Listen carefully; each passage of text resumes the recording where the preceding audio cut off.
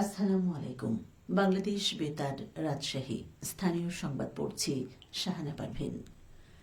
সুস্থ জীবনের জন্য সুস্থ মাটি, এ স্লোগানকে সামনে রেখে রাজশাহীতে অনুষ্ঠিত হয়েছে problem of Barind soil implication and management শীর্ষক সেমিনার। আজ সকালে মৃত্তিকা সম্পদ উন্নয়ন ইনস্টিটিউটের রাজশাহীর বিভাগীয় কার্যালয়ের আয়োজনে কৃষি সম্প্রসারণ অধিদপ্তরের অতিরিক্ত পরিচালকের কার্যালয়ের হলরুমে এই সেমিনার অনুষ্ঠিত হয়। মৃত্তিকা সম্পদ উন্নয়ন ইনস্টিটিউট রাজশাহীর বিভাগীয় কার্যালয়ের মুখ্য বৈজ্ঞানিক কর্মকর্তা আমির মোহাম্মদ জাহিদের সভাপতিত্বে সেমিনারের প্রধান অতিথি ছিলেন মৃত্তিকা সম্পদ উন্নয়ন ইনস্টিটিউটের মহাপরিচালক ড বেগম সামিয়া সুলতানা। বরেন্দ্র অঞ্চলের মাটি ও পানি ব্যবস্থাপনা নিয়ে মূল প্রবন্ধ উপস্থাপনা করেন মৃত্তিকা সম্পদ উন্নয়ন ইনস্টিটিউটের প্রধান বৈজ্ঞানিক কর্মকর্তা ড মোহাম্মদ নুরুল ইসলাম। অনুষ্ঠানে বিশেষ অতিথির বক্তব্য রাখেন কৃষি সম্প্রসারণ অধিদপ্তরের রাজশাহী অঞ্চলের অতিরিক্ত পরিচালক ড মোহাম্মদ আজিজুর রহমান, রাজশাহী বিশ্ববিদ্যালয়ের অ্যাগ্রোনমি অ্যান্ড এগ্রিকালচার এক্সটেনশন বিভাগের অধ্যাপক ড মোহাম্মদ মাহমুদুল হাসান ও অধ্যাপক ড মোহাম্মদ গিয়াসউদ্দিন আহমেদ। দেশের উন্নয়নে নারীদের জনসম্পৃক্ততা বৃদ্ধির লক্ষ্যে জেলা তথ্য অফিসের আয়োজনে নাটোরে উঠান বৈঠক অনুষ্ঠিত হয়েছে। গতকাল সিংড়া উপজেলার সিংড়া মডেল সরকারি প্রাথমিক বিদ্যালয়ের প্রাঙ্গণে এই বৈঠক অনুষ্ঠিত হয়। বৈঠকে যৌতুক ও বাল্যবিবাহ প্রতিরোধ, ইফটিজিং, শিশুর মানসিক বিকাশ, মোবাইল ফোনের অপব্যবহার রোধ, নৈতিকতা ও মূল্যবোধ ইত্যাদি ইস্যুতে আলোচনা ও মতবিনিময় করা হয়।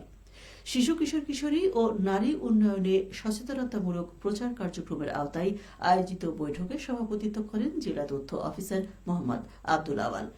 জেলা সহকারী তথ্য অফিসার রেজওয়ান মুর্শিদের সঞ্চালনায় অনুষ্ঠানে বক্তব্য রাখেন সিংড়া উপজেলা প্রাথমিক শিক্ষা অফিসার মোহাম্মদ আলী আশরাফ। বৈঠকে বিভিন্ন পেশার শতাধিক নারী অংশগ্রহণ করেন। বৈঠক শেষে প্রামাণ্য চলচ্চিত্র প্রদর্শিত হয়। বগুড়ার শিবগঞ্জে তথ্য প্রযুক্তি ব্যবহার করে ক্লাস পরিচালনার জন্য প্রাথমিক বিদ্যালয়ের ৮৬ জন শিক্ষকের মাঝে ল্যাপটপ বিতরণ করা হয়েছে। গতকাল ল্যাপটপ বিতরণ করেন উপজেলা নির্বাহী অফিসার জিয়াউর রহমান।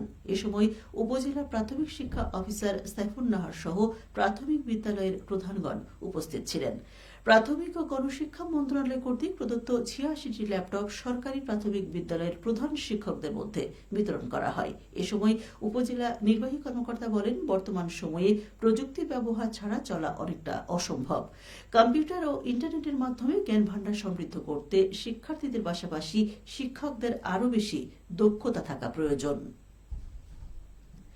নওগাঁর মান্দা উপজেলার দিয়ারাপাড়া গ্রামের বজ্রপাতে নিহত জিল্লুর রহমানের পরিবারকে সরকারিভাবে আর্থিক সহায়তা প্রদান করা হয়েছে। গতকাল সহায়তার নগদ ২০,০০০ টাকা নিহতদের স্বজনদের কাছে হস্তান্তর করেন উপজেলা নির্বাহী অফিসার শাহ আলম মিয়া। এ সময় জানানো হয়, বজ্রপাত বা দুর্যোগে প্রাণ হারানো কিংবা ক্ষতিগ্রস্ত পরিবারকে পুনর্বাসন করতে দুর্যোগ ব্যবস্থাপনা ও ত্রাণ মন্ত্রণালয়ের মাধ্যমে সহায়তা প্রদান করে সরকার।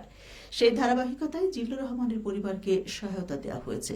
এ সময় উপজেলা প্রকল্প বাস্তবায়ন কর্মকর্তা আরিফুল ইসলাম, কুসুম্বা ইউপি চেয়ারম্যান নওফেল আলী মণ্ডল এবং স্থানীয় গণ্যমান্য ব্যক্তিবর্গ উপস্থিত ছিলেন। গত রবিবার বিকেলে ফসলের মাঠে কাজ করার সময় বজ্রপাতে জিল্লুর রহমান মারা যান। পাবনার সাঁথিয়া উপজেলার সব ইউনিয়ন পরিষদ ও পৌরসভার সকল ওয়ার্ডের উন্নয়নমূলক প্রকল্পের কাজ পরিদর্শন করেছেন পাবনার জেলা প্রশাসক মফিজুল ইসলাম। গতকাল দিনব্যাপী সকল প্রকল্পের কাজ পরিদর্শন করেন তিনি। পৌরসভা ও ইউনিয়ন পরিষদের কাজের মান দেখে সন্তোষ প্রকাশ করেন জেলা প্রশাসক। এছাড়াও তিনি আতাইকুলা থানা পরিদর্শন করে পুলিশ সদস্যদের সঙ্গে মতবিনিময় ও খোঁজ খবর নেন। এ সময় উপস্থিত ছিলেন সাঁথিয়া উপজেলা নির্বাহী কর্মকর্তা রিজু তামান্না, সাঁথিয়া উপজেলা ভূমি সহকারী কর্মকর্তা সাদিয়া সুলতানা, আতাইকুলা থানার ভারপ্রাপ্ত কর্মকর্তা AKM হাবিবুল ইসলাম সহ সকল ইউনিয়ন পরিষদের চেয়ারম্যান ও সদস্যবৃন্দ। নাটোরের লালপুরে বাংলাদেশ কৃষি উন্নয়ন কর্পোরেশনের সেচ প্রকল্পের সুফলে বদলে গেছে কৃষকের ভাগ্য। শুষ্ক মৌসুমে অল্প খরচে সেচ সুবিধা পাওয়ায় কৃষকেরা এক ফসলি জমিকে ২ ফসলি ৩ ফসলি জমিতে রূপান্তর করেছেন। কৃষকরা বলছেন, নিরবচ্ছিন্ন সেচ সুবিধা পাওয়ায় এবছর বোরো মৌসুমে ধানের বাম্পার ফলন হয়েছে। পানির প্রাপ্যতা ও সময়মতো সেচ সরবরাহের ফলে ধানের শীষ ভালো হয়েছে এবং রোগবালাই তুলনামূলকভাবে কম ছিল। উপজেলা কৃষি অফিস জানায়, লালপুর উপজেলায় বিএডিসি ও বরেন্দ্র বহুমুখী উন্নয়ন কর্তৃপক্ষের 27টি ও ব্যক্তি মালিকানায় 195টি বিদ্যুৎ চালিত পাম্পের মাধ্যমে জমিতে সেচ দেওয়া হয়েছে। এতে এবছর বোরো ধানের লক্ষ্যমাত্রার চেয়ে বেশি জমিতে বোরো ধানের চাষ হয়েছে। চলতি মৌসুমে 1055 হেক্টর জমিতে বোরো ধান চাষের লক্ষ্যমাত্রা থাকলেও 1065 হেক্টর জমিতে বোরো ধানের চাষ হয়েছে। এ থেকে 6330 মেট্রিক টন ধান উৎপাদনের লক্ষ্যমাত্রা নির্ধারণ করেছে উপজেলা কৃষি বিভাগ। উপজেলা কৃষি কর্মকর্তা প্রীতম কুমার হোড বলেন, সেচ সুবিধার পাশাপাশি কৃষি কর্মকর্তারা নিয়মিত মাঠ পর্যায়ে গিয়ে কৃষকদের প্রশিক্ষণ ও পরামর্শ দিয়েছেন। ফলে সঠিক সময়ে সার ও কীটনাশক প্রয়োগ সহ আধুনিক চাষাবাদ পদ্ধতির ব্যবহার কৃষকদের ফলন বাড়াতে সহায়তা করেছে। সবশেষে আবহাওয়া। আজ দুপুর 12টায় রাজশাহীতে তাপমাত্রা ছিল 33.5 ডিগ্রি সেলসিয়াস। এ সময় বাতাসে আপেক্ষিক আর্দ্রতার পরিমাণ ছিল 72%। রাজশাহী ও পার্শ্ববর্তী এলাকায় আজ সূর্যাস্ত 6:42 সংবাদ শেষ হলো। আমাদের পরবর্তী সংবাদ দুপুর 2:05।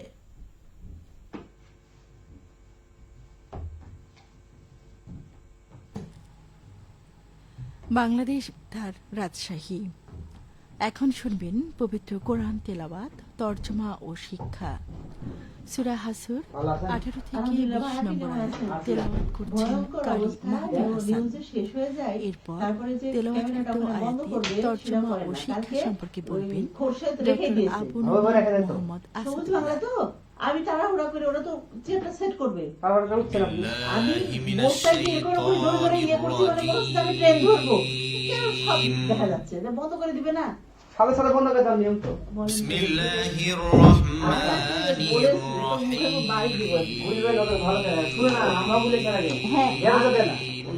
দেখলেন না আপনি দিলেন, আমি বললাম যে ওখানে আমাদের বিরোধীর লোকজন, ওরা ওখানে সুইচ দিচ্ছে আর ও তাকাচ্ছে না, ওখানে টাকা ছাড়া তো আমি বলেছি যে ভয়েস দেওয়ার সাথে বসে টাকা দাও, ভয়েসের সময় টাকা না, আমি টাকাই কোনো না। শর্টই করো না, যারা দিলে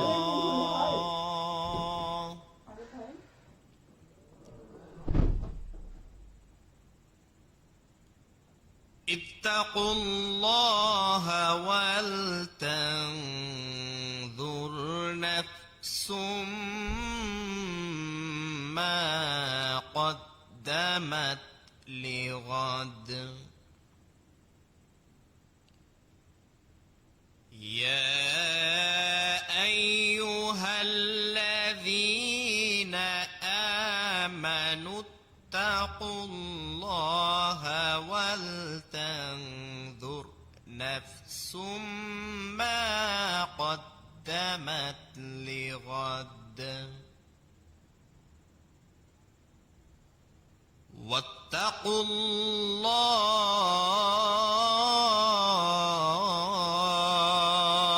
الله إن الله خبير بما تعملون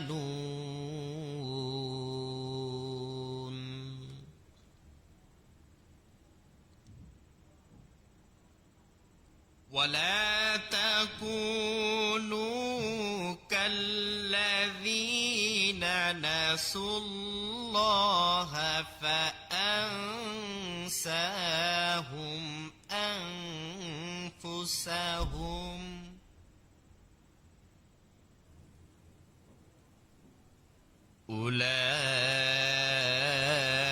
أولئك هم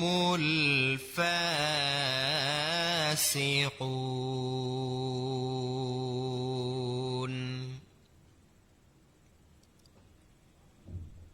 لا يستوي أصحاب النار وأصحاب الجنة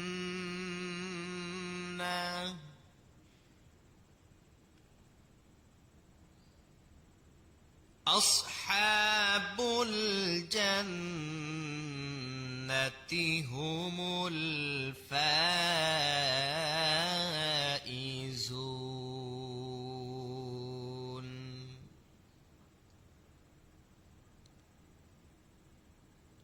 لا يستوي أصحاب النار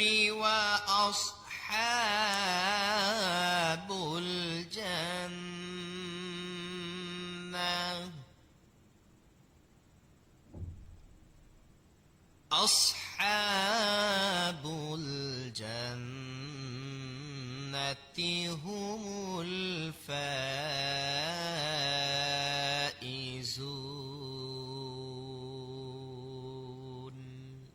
صدق الله المولانا العظيم তর্জমা: হে মুমিনগণ, তোমরা আল্লাহকে ভয় করো। প্রত্যেক ব্যক্তির উচিত আগামীকালের জন্য সে কি প্রেরণ করেছে তা চিন্তা করা। আল্লাহ তাআলাকে ভয় করতে থাকো। তোমরা যা করো আল্লাহ তাআলা সে সম্পর্কে অবহিত। তোমরা তাদের মতো হও না যারা আল্লাহ তাআলাকে ভুলে গেছে, ফলে আল্লাহ তাআলা তাদেরকে আত্মবিস্মৃত করে দিয়েছেন। তারাই অবাধ্য ও পাপাচারী। জাহান্নামের অধিবাসী এবং জান্নাতের অধিবাসী সমান হতে পারে না। যারা জান্নাতের অধিবাসী তারাই সফলকাম। শিক্ষা: আল কুরআনের ৫৯তম সূরা আল হাসর। সূরাটি আয়তনের দিক দিয়ে খুব বেশি দীর্ঘ নয়। ২৪টি আয়াত বিশিষ্ট সূরাটি ৩টি রুকুতে বিভাজিত। আলোচ্য বিষয় ও তেলাওয়াতের দিক দিয়ে বেশ তাৎপর্যপূর্ণ এ সূরাটি মদিনায় অবতীর্ণ। হিজরি ৪র্থ সনের রবিউল আওয়াল মাসে মদিনা সনদের চুক্তিভঙ্গ ও মহানবী সাল্লাল্লাহু আলাইহি ওয়াসাল্লামকে হত্যা ষড়যন্ত্রের কারণে বনু নাজির নামক গোত্রকে মদিনা থেকে বের করে দেওয়ার পর এ সূরাটি নাজিল হয়। তেলাওয়াতকৃত এ সূরার ১৮, ১৯ ও ২০ নম্বর আয়াতে পূর্বের ধারাবাহিকতায় ঈমানদারদের প্রতি মহান আল্লাহ পাক অত্যন্ত গুরুত্বপূর্ণ পরামর্শ ও নির্দেশনা দিয়েছেন এবং কিছু তথ্যের উল্লেখ করেছেন। এ সূরার প্রথম আয়াতে মহান আল্লাহ পাক নিজ শান শওকত, ক্ষমতা ও পরাক্রমশীলতার উল্লেখ করেছেন। পরবর্তীতে কাফিরদের অবাধ্যতা, অপরিণামদর্শিতা ও কুপমণ্ডকতার বর্ণনা দিয়েছেন এবং তাদের পরিণাম ও শাস্তি সম্পর্কেও উল্লেখ করেছেন।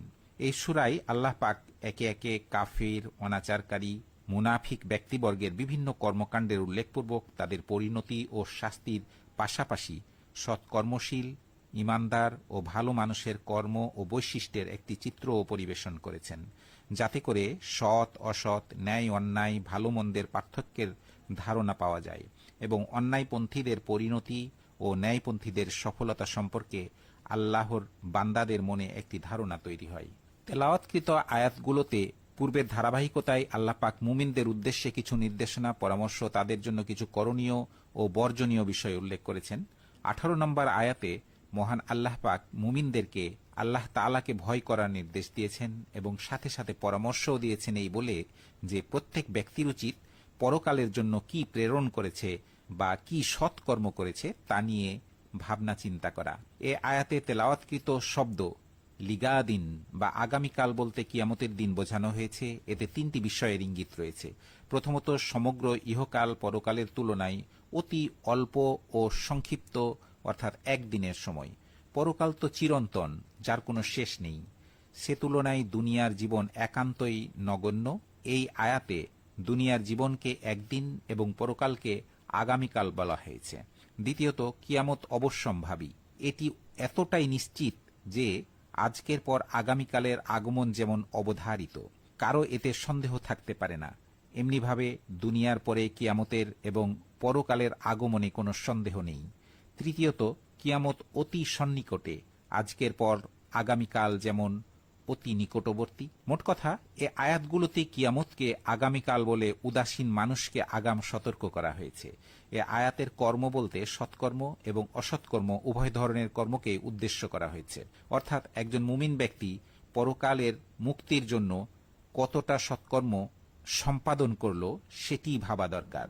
অসৎকর্মের মাধ্যমে পরকালে শাস্তি অবধারিত, আর এটি শতসিদ্ধ সত্য কথা যে মানুষের সকল ধরনের কর্মকাণ্ড সম্পর্কে আল্লাহ সম্যক অবহিত। সুতরাং একমাত্র আল্লাহকেই ভয় করতে হবে, অন্য কাউকে নয়। এই সূরার ১৯ নম্বর আয়াতে মহান আল্লাহ পাক মুমিনদের উদ্দেশ্যে তাকে যেন ভুলে না যায় সে বিষয়ে কড়া পরামর্শ দিয়েছেন।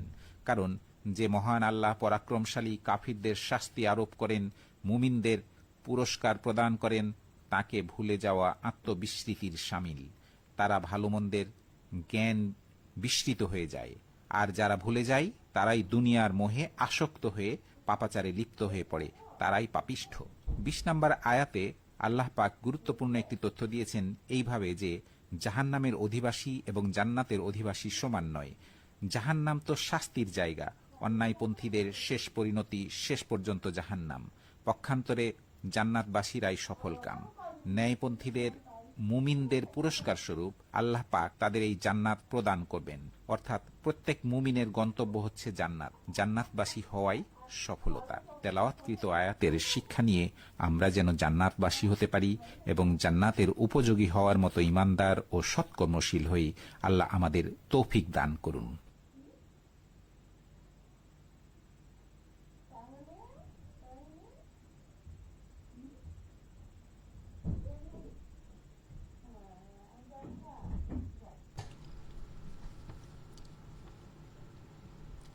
এতক্ষণ সূরা হাশর 18 থেকে 20 নম্বর আয়াত তেলাওয়াত করলেন কারি মাহাদি হাসান। এরপর তেলাওয়াতকৃত আয়াতে তর্জমা ও শিক্ষা সম্পর্কে বললেন ডক্টর আবু নোমান মোহাম্মদ আসাদুল্লাহ, তত্ত্বাবধানে মোহাম্মদ মনিরুল হাসান, প্রযোজনা মোহাম্মদ নাজমুল হাসান। বাংলাদেশ বেতার, রাজশাহী।